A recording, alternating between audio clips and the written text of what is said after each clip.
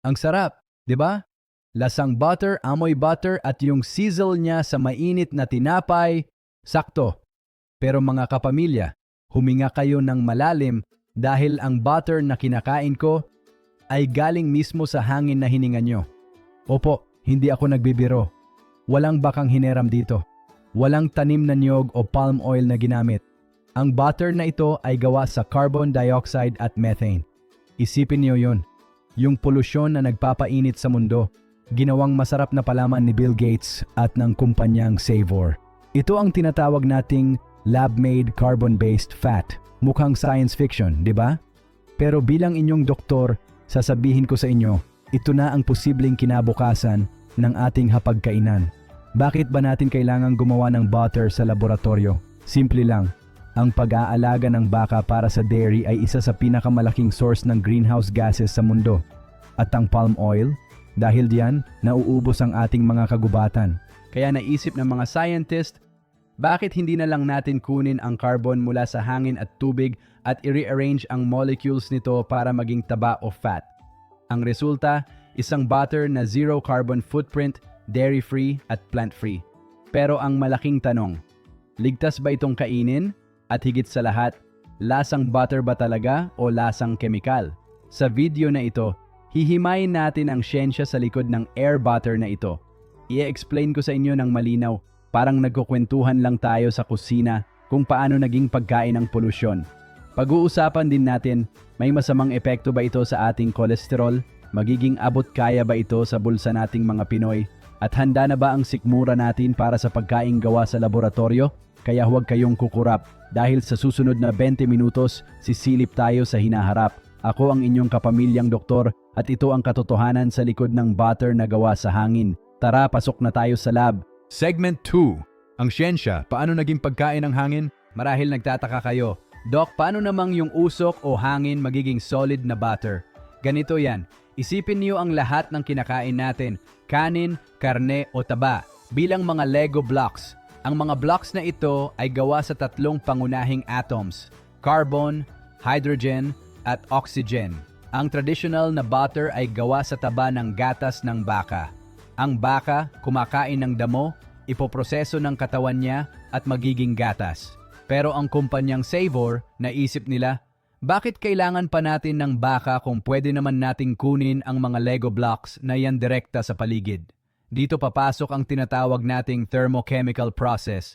Huwag kayong matakot sa salita, madali lang ito.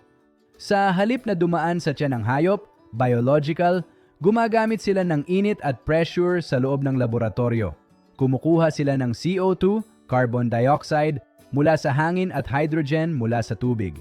Gamit ang tamang timpla ng init, pinagdidikit-dikit nila ang mga atoms na ito hanggang sa mabuo ang mahahabang chains ng taba o fatty acids. Walang photosynthesis, walang pagsasaka, at walang methane mula sa dighay ng baka. Literal na rearranging molecules lang ito para makabuo ng taba na kaparehong-kapareho ng istruktura ng taba ng hayop. Mga ka-GK, may comment ng isa kung napukaw ang iyong diwa sa makabagong kaalamang ito at i-type mo na rin ang inyong lugar. Magpatuloy tayo. Butter versus margarine. Ano ang pagkaiba? Baka sabihin nyo, Doc, matagal na kaming may margarine sa grocery, ano bang bago? Malaki ang pagkakaiba, kapamilya. Ang margarine ay galing sa vegetable oil tulad ng palm or soy na dumaan sa prosesong hydrogenation para tumigas. Ang problema, maraming margarine ang may trans fats na masama sa puso at ang pagtatanim ng palm oil ay sumisira sa ating mga kagubatan. Ang Savor butter ay hindi vegetable-based. Ito ay molecularly identical sa dairy butter. Ibig sabihin, ang chemical structure niya ay saktong kopya ng taba ng baka. Kaya ang lasa, ang amoy, at ang paraan ng pagkatunaw nito sa kawali ay hindi parang butter. Ito ay tunay na butter, wala lang baka. Bakit ito revolusyonaryo? Bilang doktor, nakikita ko ang potensyal nito. Bakit? Dahil kontrolado natin ang pagbuo ng taba. Pwedeng iwasan ang mga impurities o masasamang sangkap na minsan ay nakukuha natin sa processed foods. Pero ang pinakamatindi rito, ayon sa Savor, Ang prosesong ito ay gumagamit ng mas mababa sa 1/1000th ng tubig na kailangan sa traditional dairy farming. 1,000 beses na mas tipid sa tubig. Sa madaling salita, kumakain ka habang sinasalba mo ang planeta. Pero syempre, kahit gaano pa katalino ang siyensya, ang tanong ng bawat nanay at tatay na nanonood ngayon, ligtas ba yan sa puso ko? At bakit ba natin kailangang palitan ang baka?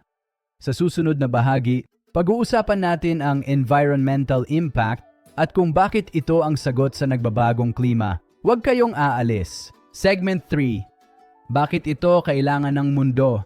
Ang environmental why. Alamin ang toxic relationship natin sa dairy. Mga kapamilya, aminin natin.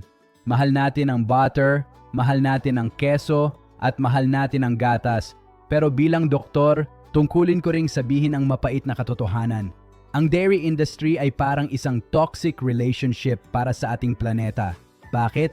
Kasi ang mga baka, gaano man sila ka-cute, ay isa sa mga top contributors ng methane gas.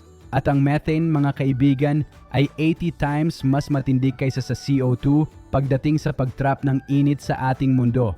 Isipin nyo, bawat dighayo utot ng baka, nadadagdagan ang init na nararamdaman natin dito sa Pilipinas. Hindi lang hangin ang problema. Pag-usapan natin ang lupa at tubig. Alam nyo ba na para makagawa ng isang stick ng butter, kailangan ng libo-libong litro ng tubig para sa baka at sa pagpapatubo ng kanilang kinakain? Dito sa Pilipinas, ramdam natin ang kakulangan sa tubig at ang epekto ng El Nino. Ngayon, isipin nyo ang Savor Butter. Dahil gawa ito sa lab, zero farmland ang kailangan nito.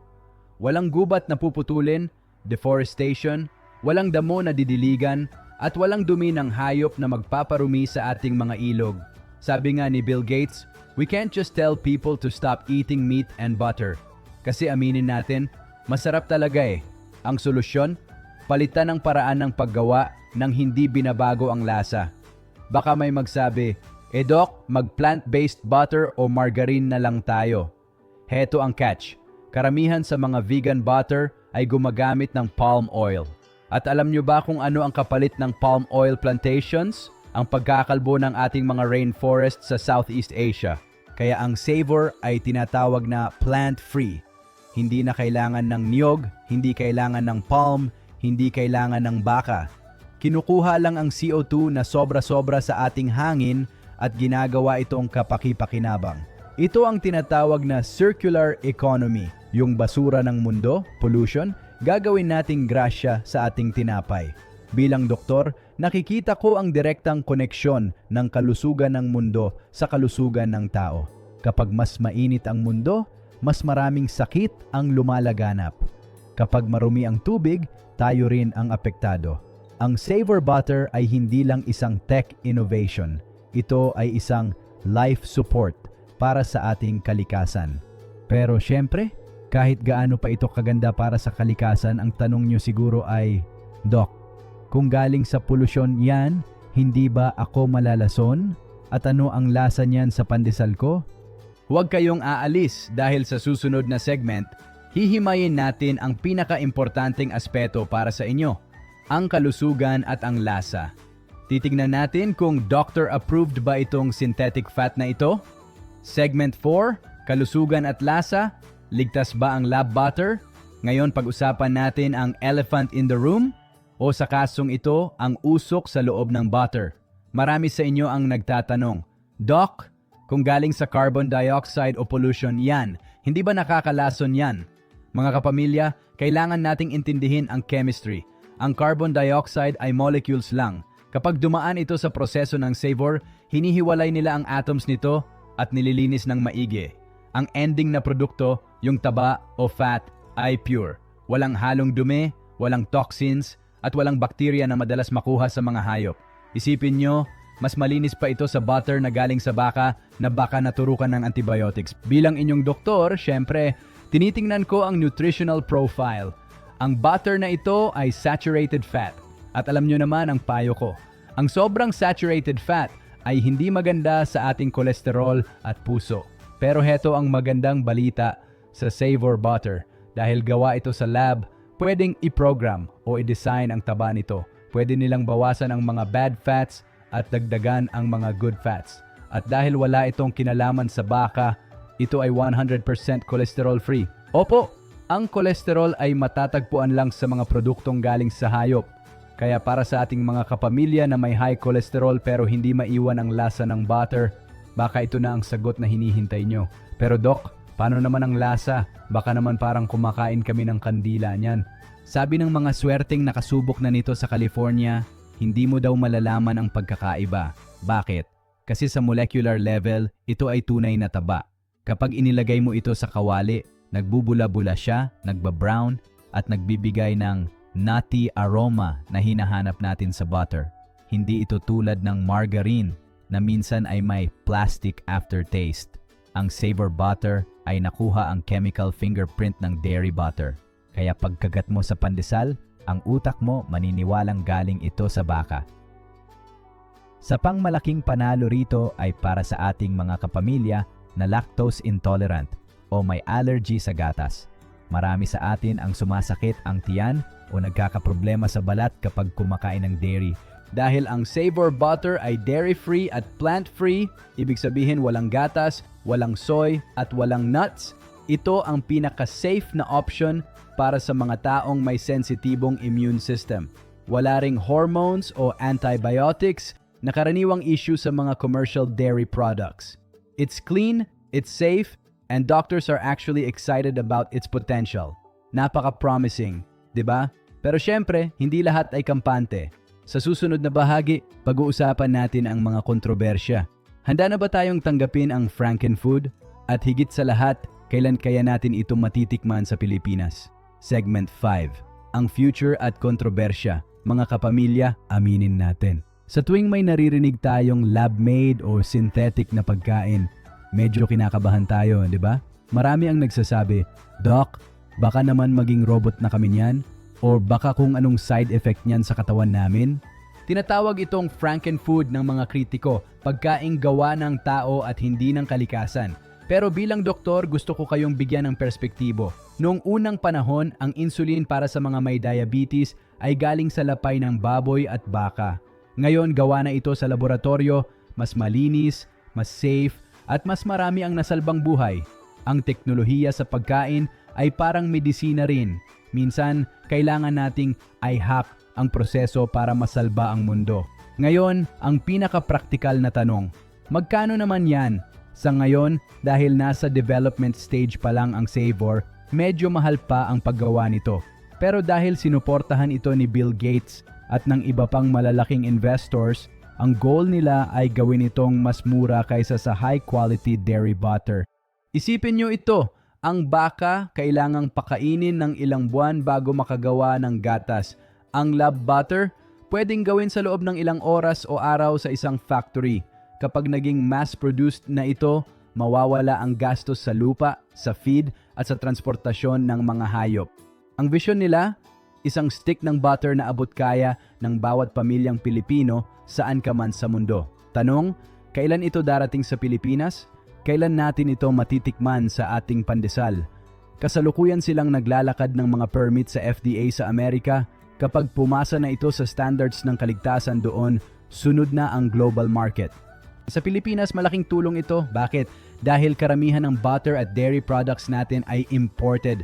Kaya naman napakamahal ng bili natin sa grocery. Kung magkakaroon tayo ng factory ng butter dito sa atin na gumagamit lang ng hangin at tubig, baka sa susunod, hindi na natin kailangang umasa sa labas.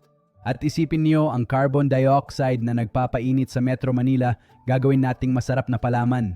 Bilang doktor, hindi ko kayo pinupwersang iwan ang traditional butter. Ang mahalaga rito ay ang choice. Kung ikaw ay vegan, kung ikaw ay may allergy sa dairy, o kung ikaw ay environmentalist na gustong bawasan ang carbon footprint mo, ngayon may option ka na. Ang Savor ay hindi kalaban ng mga magsasaka. Ito ay kakampi natin sa pagpapakain sa bilyon-bilyong tao nang hindi nasisira ang ating planeta. It's a win-win for our health and for Mother Earth. Napaka-exciting ng hinaharap, di ba? Pero bago tayo magpaalam, may huling mensahe ako para sa inyo bilang inyong kapamilyang doktor. Tara, balikan natin ang ating mainit na pandesal para sa ating conclusion. That is a perfect addition. The 2026 update. better than butter. Pero bago tayo magpatuloy sa air butter ni Bill Gates, may mabilis akong update para sa inyo ngayong 2026. Kung naghahanap kayo ng option na mabibili na sa merkado ngayon, heto ang better than butter mula sa Brown Sugar First. Kakalabas lang nito sa United States nitong January 2026. 4 na taon itong sinaliksik at dinevelop para makuha ang richness at satisfaction ng tunay na dairy butter, pero ang base niya, coconut-based. Bilang Pinoy, alam nating powerhouse ang niyog. Pero ang kakaiba rito, nakuha nila yung tamang balanse para hindi siya maglasang minatamis na bao, kundi lasang mamahaling butter talaga. Ito ang patunay na ang 2026 ang taon kung saan ang mga butter alternatives ay hindi na lang basta substitute. Minsan, mas masarap at mas healthy pa sila sa original. So habang hinihintay natin ang butter na gawa sa hangin, heto muna ang butter na gawa sa ating paboritong niyog. Ngayon, balik tayo sa usapang Bill Gates. Magkano nga ba ang air butter at kailan ito darating sa Pilipinas? Ang pangalawang tingin sa iyong pagkain. Mga kapamilya, sa huli, ang Savor Butter ay higit pa sa isang siyensya o teknolohiya. Isa itong paalala na sa gitna ng mga problema ng ating mundo, mula sa climate change hanggang sa kakulangan ng pagkain, may mga taong hindi tumitigil sa paghahanap ng solusyon. Sino bang mag-aakalang ang hangin na hininga natin kanina pwedeng maging masarap na palaman bukas? Bilang inyong doktor, lagi kong sinasabi, health is wealth. Pero sa puntong ito, makikita natin na ang kalusugan ng ating katawan ay nakatali sa kalusugan ng ating planeta. Hindi natin kailangang magsakripisyo ng sarap para maging mabuti sa kalikasan. Kaya ang tanong ko sa inyo ngayon, handa ka na bang sumubok ng butter na gawa sa hangin? O mas gusto mo pa rin ang nakasanayang gatas ng baka? Walang maling sagot dito. Ang mahalaga ay bukas ang ating isip sa mga bagong paraan para pakainin ang ating pamilya ng mas ligtas at mas sustainable. Sa susunod na makakita ka ng maitim na usok o makaramdam ka ng tindi ng init ng panahon, isipin mo na lang, baka balang araw ang polusyon na yan ang magluluto ng iyong susunod na almusal.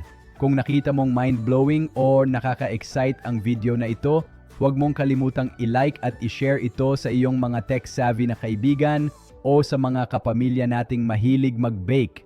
Mag-subscribe na rin kayo sa ating channel at i-click ang notification bell para lagi kayong updated sa mga latest health trends at food technology na magbabago sa buhay natin.